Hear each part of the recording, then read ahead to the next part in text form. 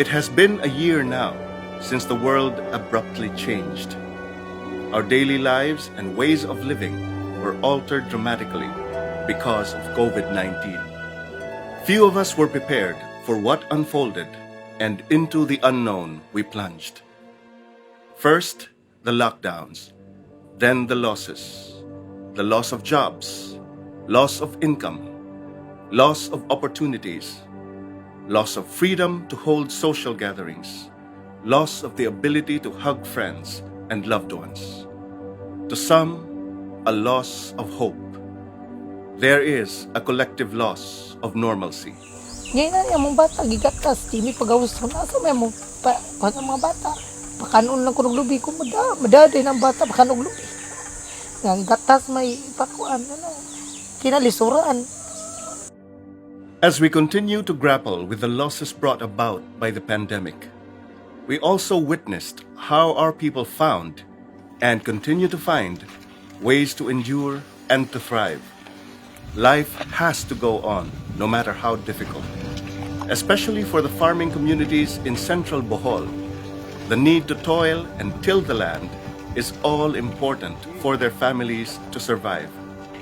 From Barangay La Paz, Carmen, the couple Joselito Alimpulos and Evelyn Cadayona are an exemplar of strength and determination to cope with the hardships eased by the assistance of the provincial government. Buntag sayo sa kabuntagon mga alas 12 jud magluto ko og mais nga tilabon para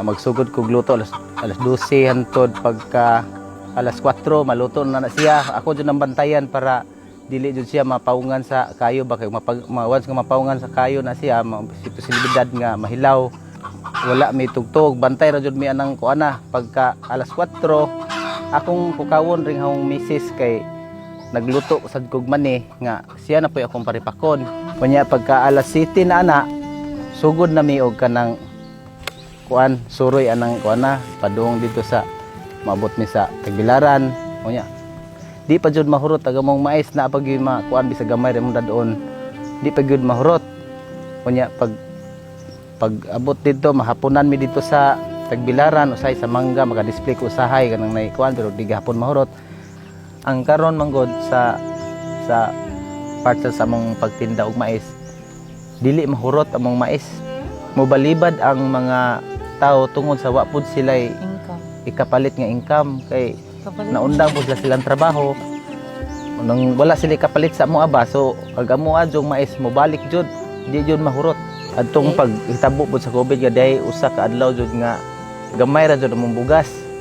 Ang amo ra jud giuna pa kon kana mga bata bahala gamay ra mo to isikyo. Walang wala jud mi. Di mi kagawa sa among mais. Di mi pasudlong. Mong magliso jud mi kadtong tungura to. Di mi pasudlong kada merkado. Anten man karon di jud. Nara ibang merkado nga masud pero karon uban di man jud. Amo na lang paagi nga. Ano na lang mi amo na lang ikuan sa tindira upan nga taga didto. Kay para na lang jud mi ma-income. Anang pagsuod na mo sa kuan kanang display center. Murag pag suod na mo murag nabuhi akong sino na. Magmabuhi ako paglaom ba nga kasuod nga nang kuan na. Mga ikaw na ko nga napad jud dito paglaom din yan kasuod tani mabuhi pa jud tani kay ang mga farmer ba gitagaan nagprebelyo nga mo display ba musud ani kaya pag nakita jud mo ko kami po di kay gitagaan jud ta yan labi na nigo gi priority ang mga inana mga farmer inana dako kay impact diri namo ay nga nakaingon mi imbis sorry mi tibok adlaw dito kay mulingko na lang niya mga customer na lay mo ko ana mo dito na mo nakuan nga dito jud ay nga pagkabutan nga tituyok ba mi ato before mi ato nakakita ato napita kuan na maka na pud mi makalimpyo na pud mi na mo kuan ato lang inon 2,000 ana limpyo jud na mo dito maka 2,000 na sa una kay 600 kanang suri-suri na mo COVID kay COVID. Makakuan sa kali Karon, kay maabot bisag na mas COVID niya. maganahan to maabot pag sa kalibo nga adlaw na mo. Pero karon. sa naka-display naman ng display center bali mo hindaghan ang amuang dalhon ba. Ang dalhon na mo ba na may balangoy, may mais, mani, na nana. makabisaging, makadapo bisaging. Kanang kinahanglan jud mi nga mag-team jud mi Do, duha. ayan. Mo to nga Lisod Inana. ang Inana panguma nga pero sitwasyon. ug di jud ka maning kamot nga mabuhi mong pamilya wa jud maabot wa nimo. jud kay mahimo. Exactly a year ago, on March 16, 2020, Governor Arthur Yap ordered the closure of Bohol's borders in order to protect the province and its people from the deadly coronavirus disease that had spread globally and prompted the World Health Organization to declare a global pandemic 5 days earlier. As a result, Bohol remained COVID-free for some time.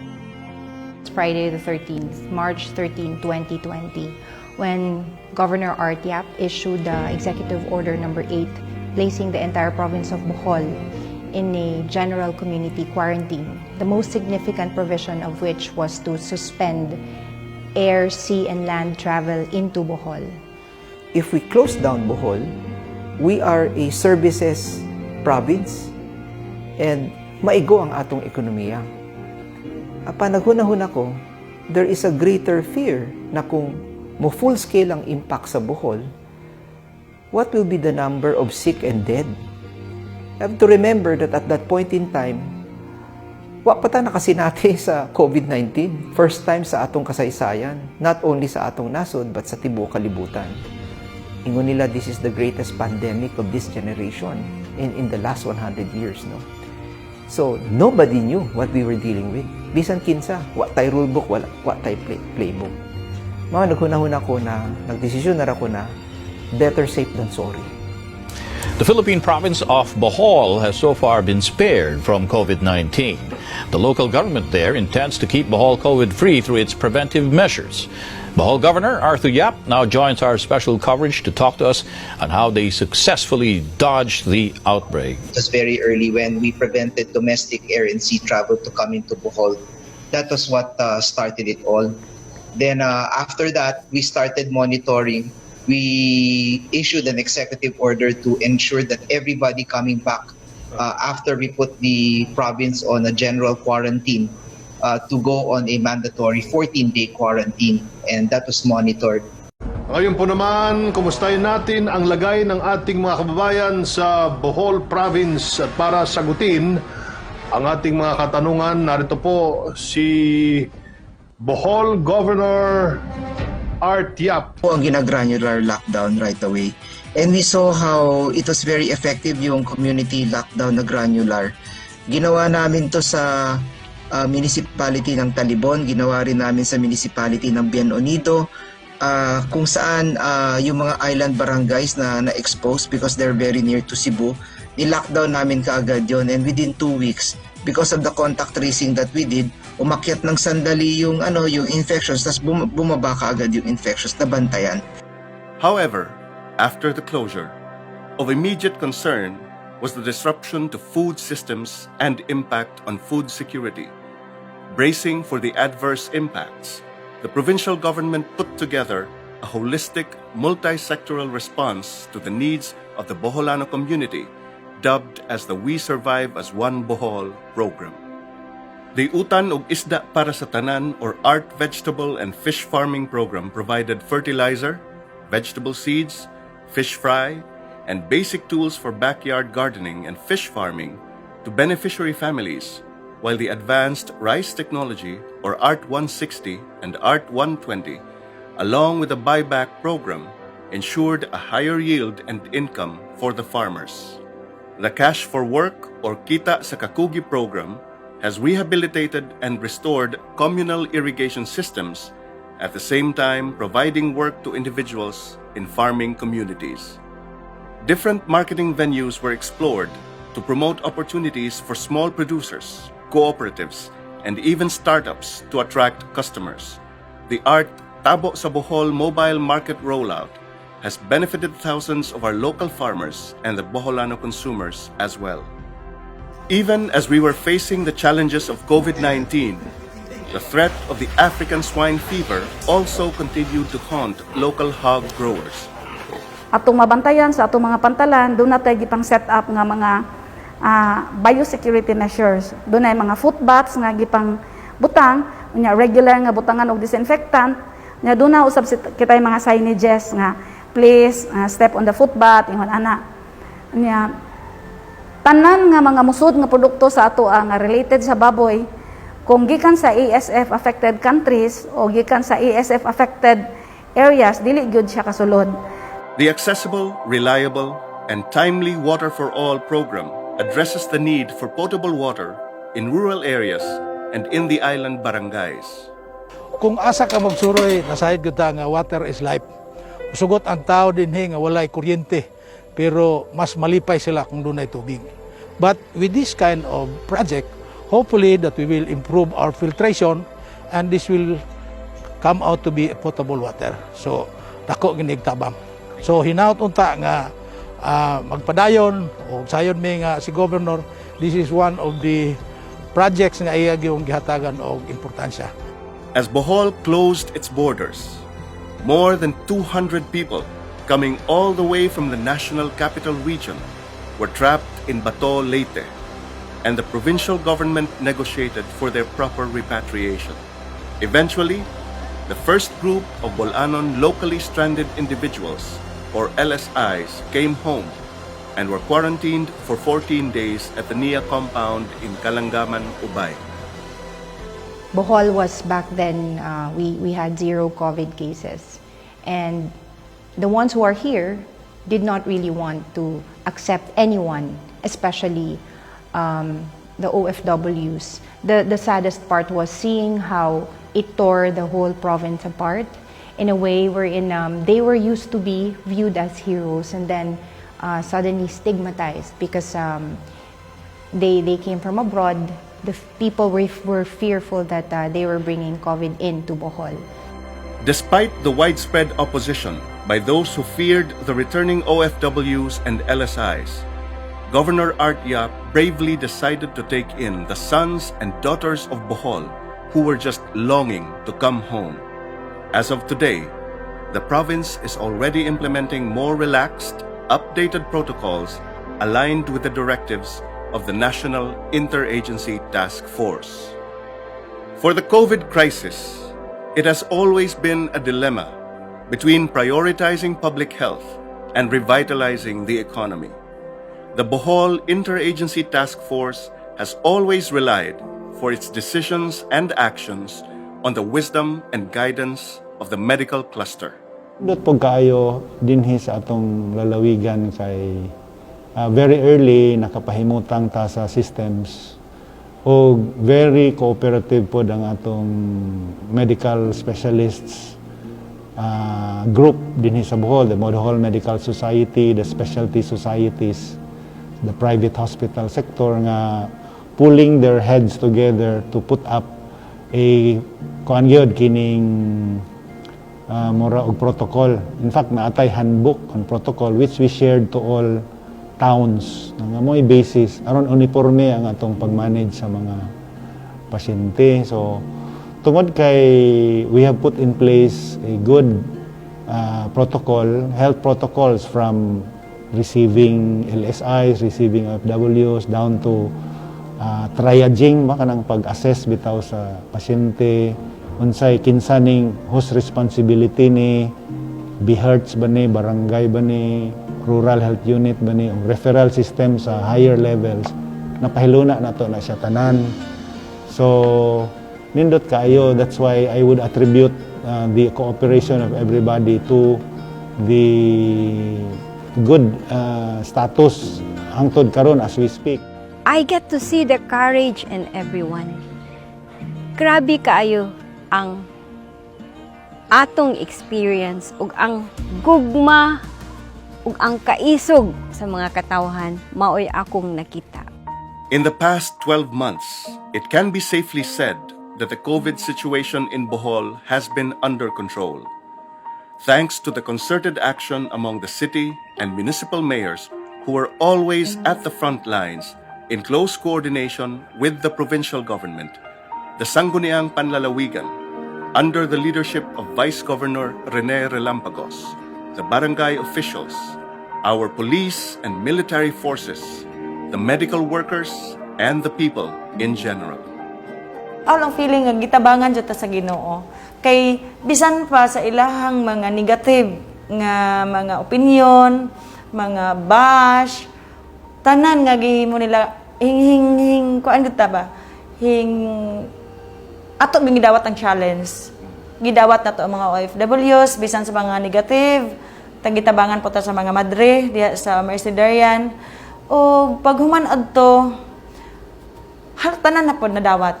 Walang happy kina, walang lipay ta kaayo. Dili lang ako kundi ang tanan mga mayors apil na pod ato ang governor. Kitang tanan ang atong mga katawhan nakasabot na nga dili gyud angayan pod nato isalikway tungod kay ato man silang mga igsuon. Di po da, o kita po'y mahimutang silang lugar, di po labinag, wan intay gikaon, undang mga trabaho ron.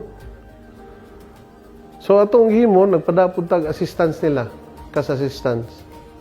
Nga ikaduha, karon ato yun silang papaulion o nagamit po nako ang saniya, katong gigamit sa unang gigamit gikaglipi.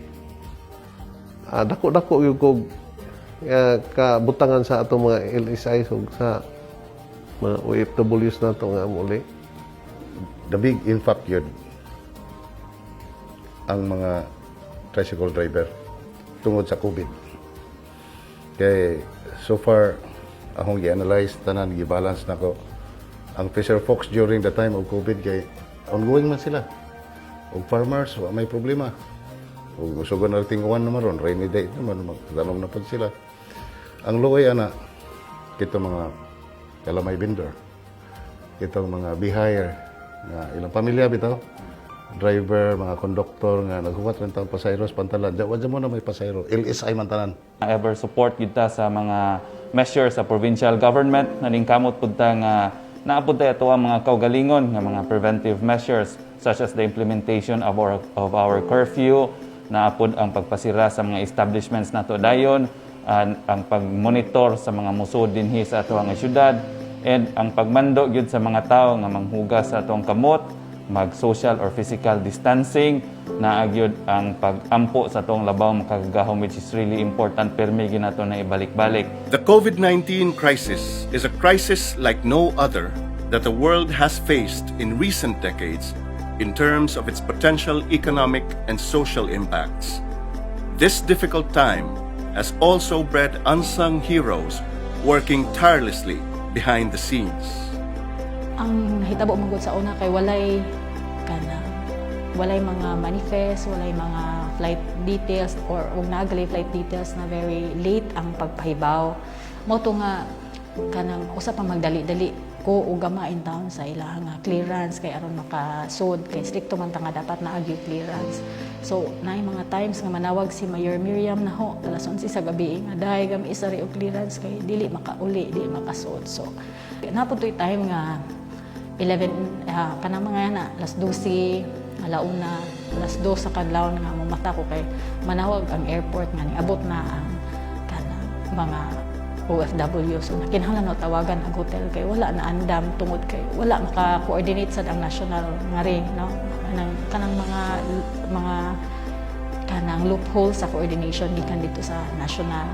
Kuan siguro I think mas maka-stress siguro ang kanang hunahuna gyud more than the physical kay di man ko ingog mangarsa og kanang labisa din niya mangarsa og bangko.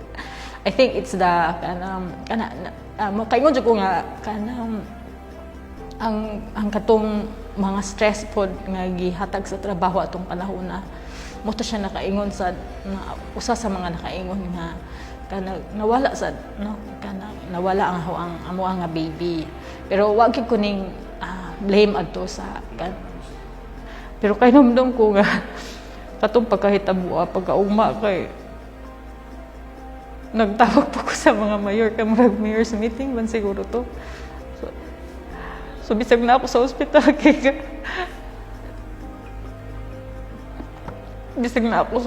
kay nanawag yapon ko kay naay mga trabaho ba nga kinahanglan trabaho naay mga task nga kinahanglan nga ipasa.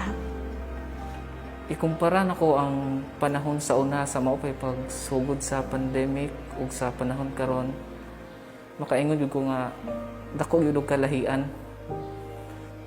Sa una, tungod sa lockdown, walay trabaho. Ang kahadlok pod. Pero nakanuna ako kadugayan nga mas hadlok di ay kung wala kay ikapakaon sa imong pamilya. Wa kay pagkaon nga mabutang sa lamisa.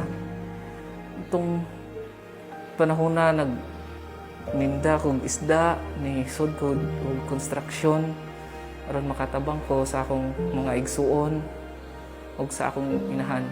Lockdown, pila ka months, sige na may kuy-kuy sa akong anak. So, mag naanad na gani po siya nga, akong mama, sige na director ni. Niya mo tong, sorry, ang kami nga gani. Sorry.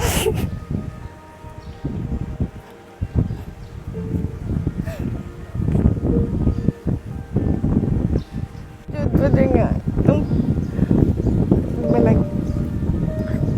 design na po mo jote, ganing, ningaw kayo kay, labi na ng first night, George, kanang duty ko, nagsugod kong duty, mangita dyan akong anak, kanang sampiton ka ba nga, mama, kanang mara na ganig, may hilak po. Siyempre, mingaw kaayo. Nakaingan ko nga work, na ako nang i-risgo na ako kung kinabuhi diri, pag-duty. Kadakadlaon, tagbo nila, wa sila mga kanang history, names, tanan, mga maabot og mga 100 per day. 70, 80 di mo mubuan na. Ang uso ang kahago kay inig mata ni mo kadlaw. Kuan PPE init kaayo tibok lawas. Kuan gyud PPE ka tong pang astronaut bitaw. Kato siya nga PPE gyud mo isuoton. Kinaigangan gyud lahi ra gyud kayo. The March 15 onwards experience that we have in the resort. Of course, all of the good things that happen in the resort would not di may tabo kung di nagtabang ang provincial government sa amo. Kabaw man ang tanan na the Bellevue Resort was tagged as one of the dirtiest resort kasi nidawat kami og OFW. Even some of my friends are telling me na nga naman nagdawat kay OFW, di ka kapitaw kabaw na baka ma-compromise ang health ng staff nimo. Sabi ko naman sa sarili ko, our company and even the owners are their own CSR, our corporate social responsibilities. And this is also a way of saying thank you to the government because part kami ng community. And we decided to help the provincial government because it is the only business also that we have during that time. All of my colleagues have suffered. Wala ka sila'y roster, di sila makasulod, wala sila schedule. But we are very lucky when we receive a call from the governor's office na we are being considered as a quarantine. Now to be considered, we need to perform also. Kaya nag-abot ang BOQ, Bureau of Quarantine, nag-audit sa amo, ang Department of Tourism, nag-abot, nag-audit, ang BTO, nag-audit, ang Provincial Office, nag-audit. Nung nakapasa na kami, kala ko hindi matutuloy kasi a lot of people also is questioning the decision of the provincial government. Nga nung paulion naman ng OFW, kung magkaroon ng spike. But I still remember when I was talking to PA, Kat Pukinto, noong tinanong niya ako, ready na ba kayo? Isa lang naman sinagot namin after talking to my team and to the owner of the company. We are ready kasi naghanda kami. And suppose Sino tutulong sa mga kapwa Boholano kundi kapwa Boholano rin? Governor, ang Bohol po ay isa sa mga paboritong tourist destination, hindi lamang po ng mga Pilipino, kundi ng mga dayuhan. Ano po na ang nagiging epekto ng COVID-19? Impact sa amin, matindi. Kasi hindi kami pareho ng ibang mga lugar o lalawigan sa Pilipinas natin na ang ekonomiya pwedeng balansehin ng mga pabrika at ng iba-iba pang mga components ng economic sectors nila. Ang Bohol, dalawa lang ang basihan ng aming revenue dito. Ang OFW remittance at number 2 ang turismo. So you're going to open the tourism, domestic tourism in Bohol starting November 15? Actually, if you look at our provincial income accounts, you're looking at services standing at about 75 to 78% of our economy in terms of revenues generated. Looking at a hit of about 15 billion pesos in revenue streams that were hit in the last 8 months, affecting more than 211 to 220,000. Due to this pandemic, a lot of people have lost their jobs, especially in the Chocolate Hills complex. We used to have 50 plus employees and now they have lost their source of income because the Chocolate Hills complex has closed since March 17, 2020. We have also chosen to protect our people not only physically, but nurture the Boholanon soul through faith, arts, and culture. Through our cultural program called Dasig, we were able to feature local talents and artists in music, dance, poetry, and the visual arts while becoming our ambassadors for tourism promotions. The pandemic has also caused a lot of uncertainty among the youth, and the provincial government cannot afford to leave behind this most significant sector of the Boholano community. The Laom Bohol program is a multi-sectoral initiative that seeks to provide integrative programs to address the needs of the youth and provide them with activities to restore them to vibrancy. When COVID hit, I know that it was going to hit us hard because we're mainly a tourist destination. A lot of people will be losing income. But I was pretty confident that we will survive this stronger, and that we will look back through these days in a few years from now, happier and prouder that again we were able to survive. So the way forward is we have to stay safe. Because if we do not stay safe, we cannot open up the economy. And if we cannot open up the economy, then magpabilin tang isolated ug ang atong economy magpabilin nga very weak ug huyang, hinay ta. And when the economy is very weak, there are no jobs, no livelihood, why trabaho, why kita, then that will affect our future. And aside from keeping us safe, we now have to move towards vaccination.